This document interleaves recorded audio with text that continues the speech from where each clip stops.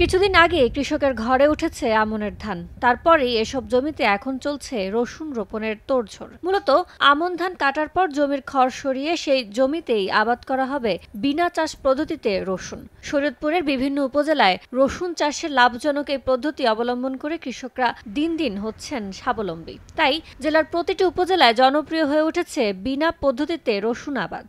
খরচ হয় প্রতি করায় মনে করেন 2 থেকে 2.5 টাকা। বিনা চাষে খরচ একটু কম হয় আর চাষে খরচ বেশি হয়।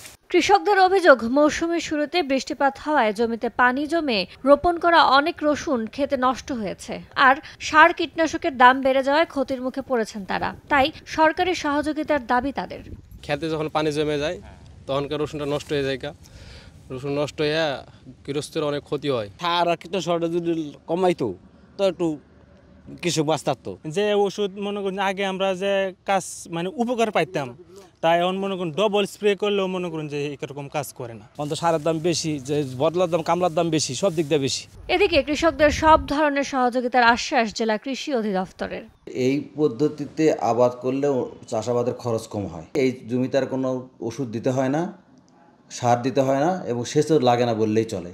এতে করে তার উৎপাদন খরচ কম হয়। আর এছাড়া আমাদের কৃষকদের আমরা বিভিন্ন প্রশিক্ষণ এবং মাঠ দিবস অন্যান্য অনুষ্ঠানের মাধ্যমে তাদের এই ব্যাপারে সচেতন করে থাকি। কৃষি বিভাগের তথ্য, চলতি মৌসুমে জেলায় রসুন আবাদের লক্ষ্যমাত্রা ধরা হয়েছে 4750 হেক্টর জমিতে। আবহাওয়া অনুকূলে থাকলে এবার লক্ষ্যমাত্রা ছাড়াতে পারে বলে মনে করছেন কৃষি সংশ্লিষ্টরা। সময় সংবাদ, শরীয়তপুর।